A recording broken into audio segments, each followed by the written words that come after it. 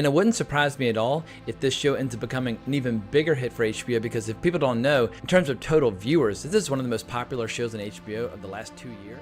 It was supposed to be just another episode, but the final scene of Perry Mason hid a betrayal so shocking that the cast couldn't believe it. After begging Raymond Burr to film one more season in color, CBS stabbed him in the back without even a phone call. The crew was still filming when they learned the show was over forever. In a weird twist, the man who created Perry Mason showed up to play the judge in the final courtroom scene ever filmed. The cameras caught real tears as 9 years of television history ended with a secret nobody was supposed to know. Earl Stanley Gardner didn't trust Hollywood. He had seen what they did to his creation, Perry Mason. The films from the 1930s didn't capture the heart of the character. The radio show was even worse. It twisted his sharp courtroom stories into soap opera fluff. Gardner hated it so much, he pulled Mason completely out of one project and swore to never let anyone use his character again, unless he had full control. But then came Gail Patrick. She wasn't just another Hollywood name. She had studied law. She had acted in over 60 films. And most importantly, she understood what Gardner wanted.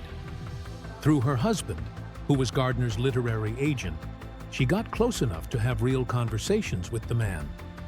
She listened, respected his boundaries, and slowly earned his trust.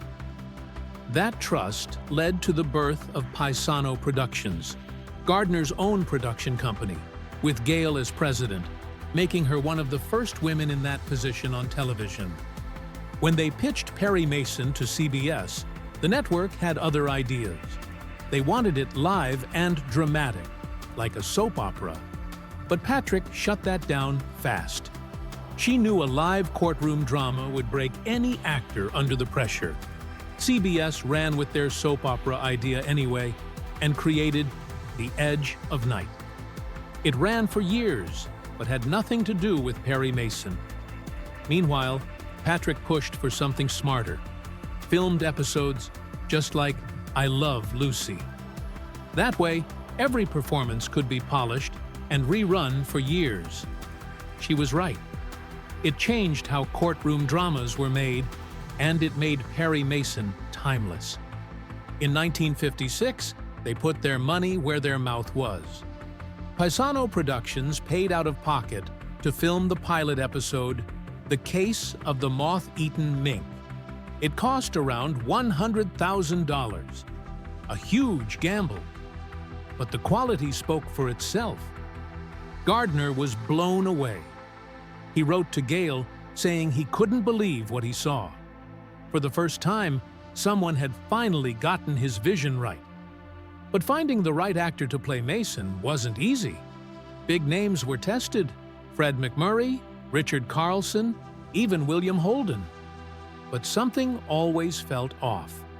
The problem was, Gardner never described Mason's appearance in his books. The role was all about presence, intellect, and control.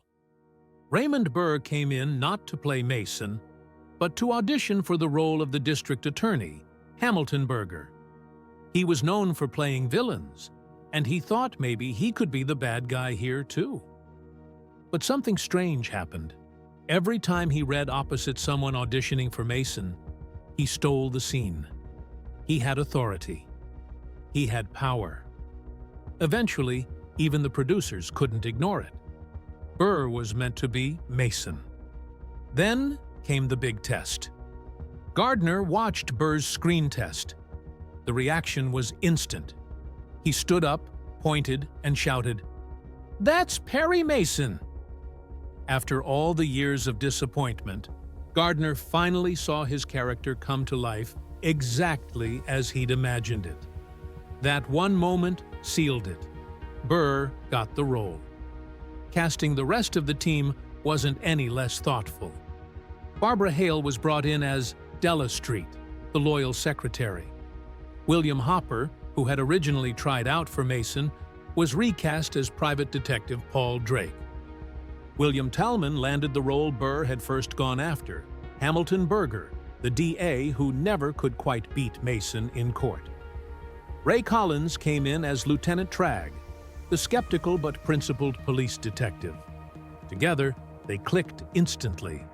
The chemistry was there, and when the show premiered in 1957, the audience felt it right away. Burr's dedication didn't stop at acting.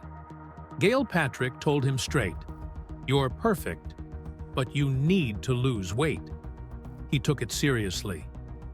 In just 1 month, Burr dropped almost 100 pounds. He transformed his entire look and shattered his typecast image. No longer the villain in thrillers, he became the confident, sharp, legal mind audiences would trust for years. But the weight battle wasn't over. During the show's long run, Burr slowly gained it back. Still, the work never stopped. He once said the long filming hours helped keep it off, but the pressure of maintaining the look took a toll. Behind the scenes, Burr fought quietly to stay in shape while delivering one of television's most iconic performances. When Perry Mason came to television in the late 1950s, it wasn't just another crime show. It was something different, something smarter. Behind the scenes, the team took legal accuracy so seriously, it almost felt like they were building a real law firm, not a TV show. Producer Ben Brady had a law degree and used to represent big names in showbiz. Gene Wang, the story editor, also had a law degree and made sure no script had silly courtroom mistakes. Then there was Gail Patrick Jackson. She almost became a lawyer before Hollywood called, and she kept a sharp eye on every legal detail, from how a lawyer should walk into court to how they should question a witness. These three worked side by side, even during casting. They wanted actors who could look and sound like real lawyers, and before the show even aired, they spent nearly 2 years getting every single thing right. But none of it would have mattered without Earle Stanley Gardner, the man who created Perry Mason in the first place. He didn't just hand over his character and walk away. No, Gardner wanted control, real control. He made a deal with CBS that gave him 60% ownership, which was unheard of back then. Every script had to go through a long process before it got to him, and once it did, he'd tear it apart with lawyer-level notes. These weren't friendly suggestions. If he said something had to change, it changed. Writers were terrified, but that's how he wanted it. He'd seen studios ruin Perry Mason before in the 1930s, and he wasn't going to let that happen again. He even created a Bible for the show, laying out exactly how Perry should behave, speak, and think. CBS agreed to all of it, just to get the rights. And Gardner stayed involved for all 271 episodes, reviewing scripts and still writing new novels on the side. Then came the pilot episode, The Case of the Moth-Eaten Mink. It was filmed in late 1956, but didn't air until months later. And when it finally hit screens, it looked nothing like a regular TV show. The lighting was dark and moody. Shadows crept across the walls. The shots felt like something out of an old film noir movie, not a courtroom drama. Gangsters lurked in the background. Strange messages were hidden under tables. There was even a shootout in Perry's office. Raymond Burr looked different too, slimmer, with sharp features and a tough guy hat that made him look more like a detective than a lawyer. Even the set pieces were different. Paul Drake hadn't yet gone blonde, and the furniture looked rougher, grittier. As the show went on, that style softened. The noir feel gave way to a more polished, consistent look. But the foundation never changed. It was smart, sharp, and driven by people who believed that if you were going to make a legal show, it better feel like the real thing. When Perry Mason first aired in 1957, no one expected it to take over American television the way it did. But from the very beginning, the legal drama struck a chord with viewers. It didn't just find an audience, It climbed the ratings fast. In its first season, it landed in 43rd place. By the second, it had jumped to 19th. And in Season 3, it broke into the top 10. At its peak, the show reached 5th place nationwide, with more than 15 million households tuning in every Saturday night. CBS knew they had something special, so they even moved the show to Thursday nights in 1962, confident it could beat the competition. And it did. Through 9 seasons and 271 episodes, Perry Mason held onto its audience. It stayed in the top 20 until its 8th season, which is almost unheard of.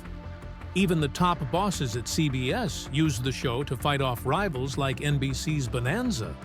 But it wasn't just about ratings. The show quickly earned respect from critics, too. In its first year, it was nominated for an Emmy as Outstanding Dramatic Series. Raymond Burr, who played Perry Mason, became a star almost overnight. He won 2 Emmys for Best Lead Actor, and his co-star Barbara Hale took home one for Best Supporting Actress. Burr was in nearly every scene of every episode, which made his performance even more impressive. The awards didn't stop there. Perry Mason and Burr also won TV Guide Awards based on reader votes, proving how much everyday viewers loved them. But perhaps the biggest honor came from the American Bar Association. They gave the show their first ever Silver Gavel Award for its accuracy and respect for legal values, even though Perry somehow won every case he took on. The show didn't just entertain people, it became a part of their weekly routine. From 1957 to 1962, Saturday night at 7:30 p.m. meant one thing: Perry Mason was on. Families made sure dinner was done, chores were finished, and nobody made plans that would interfere. It wasn't just a show, it was a ritual. The dramatic music at the start set the tone, and viewers settled in for another twist-filled courtroom battle. CBS scheduled it early in the evening so that everyone in the family could watch together. And it worked. The show dominated its Saturday time slot for 5 straight years. Even when it moved to Thursdays, fans followed. That kind of loyalty was rare, but Perry Mason earned it. What made the show even more special was how it connected with people of all ages. Kids, parents, grandparents, everyone watched it. Teachers talked about it in school. Even a group of nuns once called CBS to complain when an episode didn't air. One newspaper joked that the nuns at St. Theodore's were as hooked on the show as anyone else. Raymond Burr seemed to understand how deeply the show touched people. He visited fans in hospitals, answered their letters, and never took their love for granted. By the time the series ended in 1966, it had been with viewers through almost a decade of their lives. Some had grown up with it, literally. Kids who started watching in grade school had become adults by the time the final case was closed. And their loyalty didn't stop there. Decades later, when the TV movies began airing in 1985, those same fans came right back, proving that Perry Mason wasn't just a hit show. It was a lasting part of people's lives. Back in the golden age of television, Perry Mason was untouchable. Every episode followed a pattern. Someone died, someone got blamed, and Perry always pulled a rabbit out of his hat in court. Week after week, he was the hero who never lost. But in 1963, the unthinkable happened. One episode flipped everything upside down. In the case of the deadly verdict, Mason actually lost a case. His client, Janice Barton, was convicted of murdering her aunt and sentenced to death. Just like that, Perry's perfect streak shattered, and viewers couldn't believe it. But instead of walking away, Perry went back in, determined to uncover the truth. It turned out Janice had lied about where she was that night, and the real killer had carefully switched medication to frame her. The episode rattled audiences so much that it was pulled from reruns for over 2 decades. When it finally aired again in 1988, it was already legendary. Just a few years later, the show tried something else bold. In 1966, during the 9th season, one episode suddenly showed up in color, The Case of the Twice-Told Twist.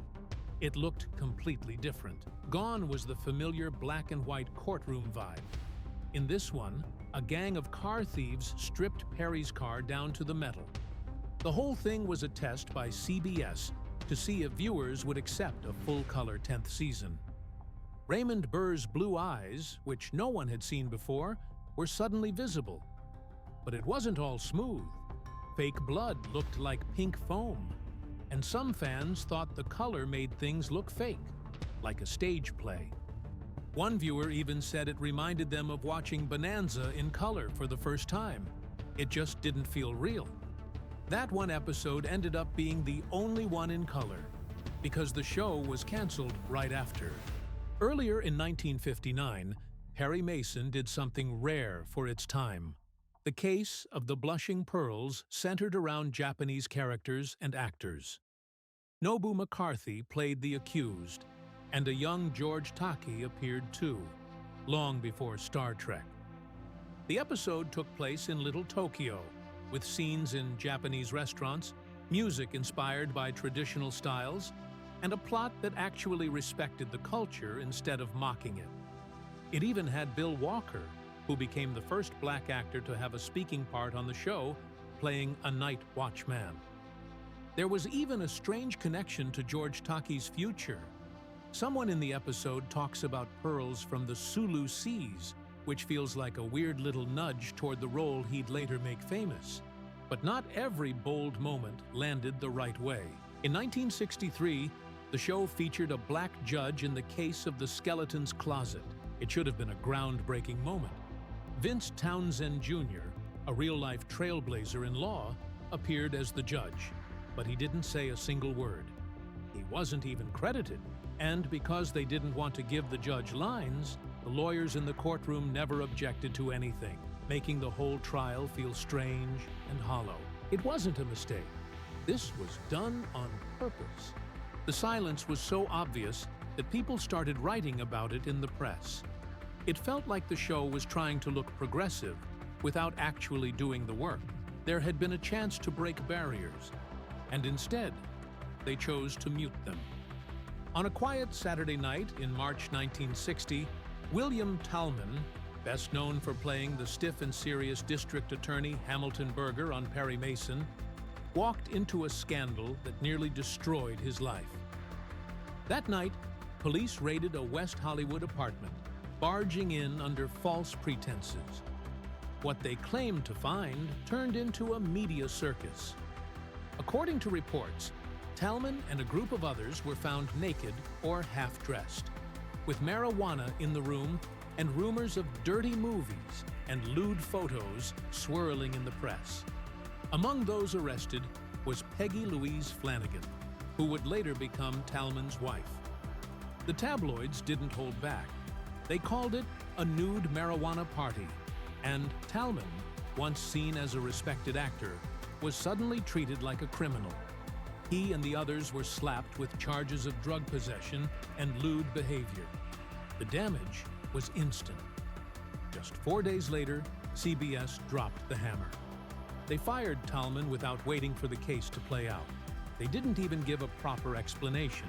They cut him from the credits, changed the filming schedule, and erased him from the show's opening titles. Even though 4 episodes had already been filmed, his name was gone. But here's where it gets worse. By June, the judge threw the whole case out due to lack of evidence. The arrest hadn't been fair, and the court agreed. Still, CBS didn't budge. They were ready to replace Talman entirely. For 9 long months, fans didn't see the familiar face of Hamilton Berger. And all this, even though Talman had been legally cleared. But Talman wasn't alone.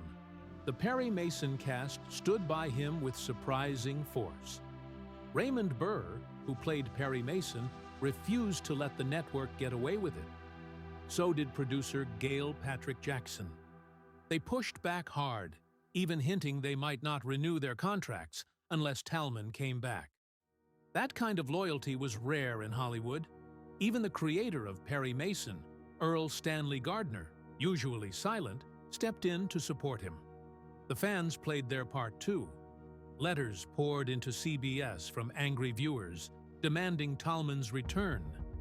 Even TV critics spoke out, saying it was cruel and unfair to punish someone who'd done nothing wrong. Talman may have lost a court case on screen every week, but off-screen, he had everyone in his corner. Finally, in December 1960, CBS caved in, but they did it quietly. No apology, no statement, just a silent return to business as usual. Talman was back on the show, and when his comeback episode aired, there was no mention of the 9-month ordeal. He picked up right where he left off, like nothing had happened. But something had. He had lost work, suffered public shame, and nearly watched his career vanish. And yet, he never showed bitterness. He kept playing Burger all the way to the final episode in 1966, appearing in over 200 episodes. At one point, he even joked that Hamilton Burger wasn't really a loser, because in a fair justice system, failing to convict an innocent person is actually a win. It was a rare and humble perspective, especially in an industry that rarely offers second chances. While Talman was reclaiming his career, another Perry Mason actor was quietly slipping away from the spotlight. Ray Collins, who played Lieutenant Tragg, had been a steady presence on the show since its beginning. But by 1960, his health began to fail.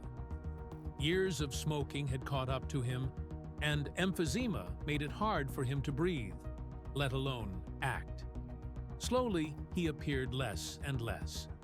The producers knew they had to prepare for his absence, so they introduced Wesley Lau as Lieutenant Andy Anderson to gradually take over. Collins stayed on as long as he could, but it became harder to remember lines, and physically, the work was wearing him down.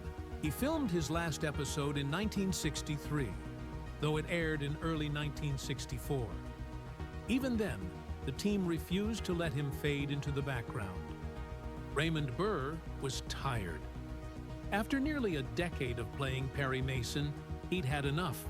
Since 1957, he had been the face of the brilliant defense lawyer who never lost a case. But behind the scenes, it was taking a serious toll. Long hours, endless scripts, and constant filming had worn him down. By 1962, he had already pushed through over 150 grueling episodes, often working 14 to 16 hours a day. He had lost a lot of weight before getting the role, but now the stress and schedule were hitting him hard. He wanted out. He wanted to move on, maybe try something different, but CBS didn't want to lose him. They needed him, and they made sure he knew it. They kept offering more money, more perks, and constant emotional appeals. Fans were still flooding the studio with letters, and many were addressed directly to him. Burr didn't want to disappoint them, or the crew he had worked with for so long. So he stayed, even though his heart wasn't in it anymore. Then came 1966. Burr wanted to walk away, but CBS had one last card to play. They asked him for just one more season and promised it would be different. This time, it would be filmed in color. That was a big deal. At the time, most shows were still in black and white, but color TV was starting to boom. Only around 10% of homes had color sets, but the number was growing fast, and advertisers were paying big money for color commercials. CBS hoped that giving Perry Mason a fresh, colorful new look could help boost ratings. They even made a test episode just to show Burr how it could look. At first, he said no. He was exhausted and frustrated. But again, they pulled the loyalty card, reminding him of the fans, the history, the promises. Eventually, Burr gave in. He agreed to one final season, willing to push through one last time. But just weeks later, everything fell apart. Burr was at home, flipping through a trade paper, when he read the news. Perry Mason had been canceled. No phone call, no meeting, not even a warning. He found out the same way the public did. After 9 years, 271 episodes, and giving everything he had to the role, CBS had dropped the axe without telling their star. It stung, especially because they had just begged him to stay and promised big things. The betrayal wasn't just personal. It shocked the entire cast. Barbara Hale and William Hopper, who had been with the show since day one, were stunned. Even worse, the news broke while they were filming the final episode. That last story, the case of the final fade-out, became strangely symbolic. The crew made on-camera appearances, and even the original author, Early Stanley Gardner, stepped in to play the judge in the final scene. The entire shoot had a strange, bittersweet energy. It felt like the end came too suddenly, and without dignity. The truth is, the writing had been on the wall since the year before. In 1965, CBS made a risky move that nearly guaranteed failure. They changed Perry Mason's time slot, moving it away from its Thursday night home and placing it right up against Bonanza, the most popular show on television. Back in the late 50s, Perry Mason had once beaten Bonanza in ratings, but by the mid-60s, that was no longer the case. Bonanza was a juggernaut. On Sunday nights, it had a massive share of the audience, over a third of all American TV viewers. Perry Mason couldn't compete. Ratings nosedived. What had once been one of the most watched shows on TV dropped out of the top 40 entirely. CBS had made a bet. They couldn't win. And when it didn't pay off, they didn't hesitate to pull the plug. The final episode of Perry Mason was filmed during one intense week in April 1966, from the 12th to the 19th. That week didn't just mark the end of a television show, it marked the end of a marathon. For 9 years straight, the cast and crew pushed through one of the most demanding production schedules TV had ever seen. Since April 1957, they had shot 271 episodes. And each one wasn't cheap either, costing around $100,000 back then, almost $830,000 in today's money. But no one felt the pressure more than Raymond Burr. In the early seasons, he was practically in every single scene. He once admitted that outside of Perry Mason, he had no life. He didn't go home, he lived on the lot. His days often started at 3 a.m., learning lines, sometimes still memorizing them at 9 a.m., just as filming would begin. That kind of pace wore him down, and by the 5th season, Burr had already wanted to walk away. Still, CBS kept persuading him to stay, and he eventually agreed to do one last season. That final season was a first for the show. It was filmed entirely in color. But the irony hit hard. Just 3 weeks after Burr agreed to continue, CBS canceled the show. Luckily, the producers were given enough warning to plan a proper finale, giving closure to a series that had become a staple of American television. The last day of filming, April 19, 1966, was bittersweet. It ended an era of groundbreaking TV drama. One actor, Don Anderson, had appeared in over 120 episodes in small roles, becoming a familiar face in the background. For the fans and the people behind the scenes, Perry Mason wasn't just a show. It was a full-time world, built day after day for nearly a decade. And in that final week, it all came to a quiet but powerful close.